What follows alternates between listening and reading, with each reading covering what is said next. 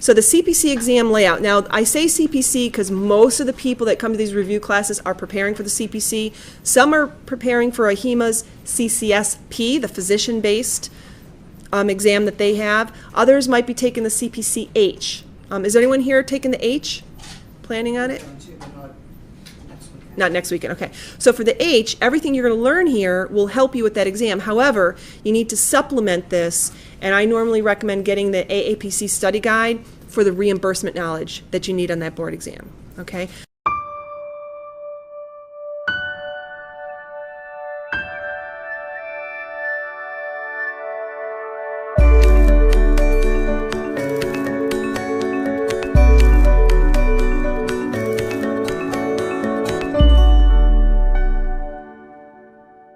But for the CPC or the CCSP, the physician-based board exams, you don't need to really know a lot of reimbursement stuff. It's about coding guidelines that they're testing you on, okay?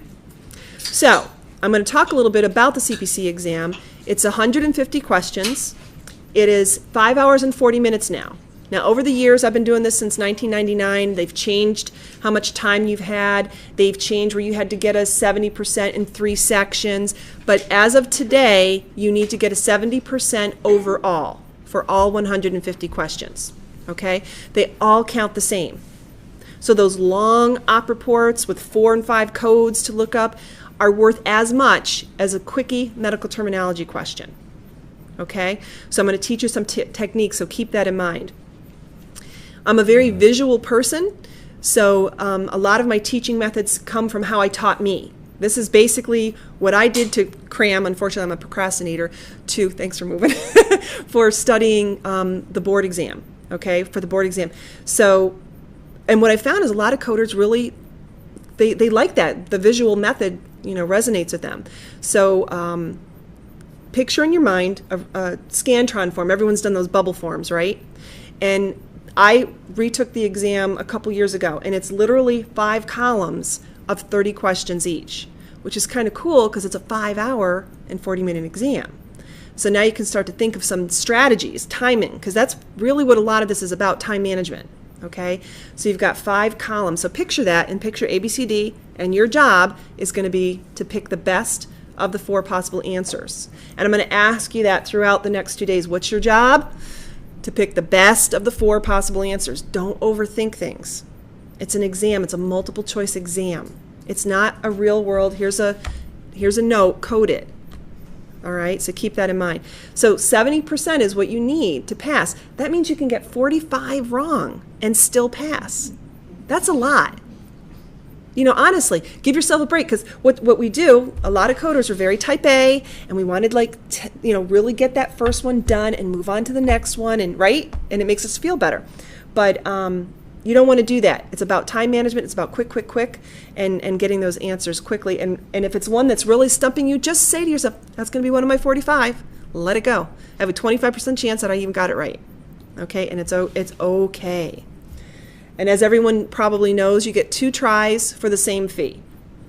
And I will let you know, not as a discouragement, but just as a heads up, that the 2012 exam has been especially challenging. I've been doing this since 1999. I know how people do. They'll watch my videos, they'll email me and tell me. And for whatever reason in 2012, if anyone didn't pass, they got a 68. Not a 64, all except for maybe 68. So I don't know what is about that, but I do know that the exam is harder, and I'm going to go over that, which I haven't done in years past, how to handle multiple code answers. So if you picture an exam question and then A, B, C, D, next to A, they've got 4 codes to look up. Next to B, 4 codes. Next to C, 4 codes. So it's not like just one code in each answer, it's multiple codes. And you can imagine how that's going to slow you down, okay? And I think they have a lot more of that than they've had in years past, based on feedback I'm getting from students who've already taken it, okay? Now, of course, I'm using 2013. I don't know what that exam is going to be like. So if any of you are planning on taking the exam in 2013, then maybe they've made it a little easier. We don't know. They don't share that information on how they make the tests or whatever. So I'm just letting you know how it's been in 2012, that if you don't pass the first time, you are not in the minority. It's happening to a lot of people. Okay, so if you have to take it twice, that's okay. That's what it's for. Okay? Get more CPC exam tips, coding certification training, and CEU credits. Go to www.codingcertification.org.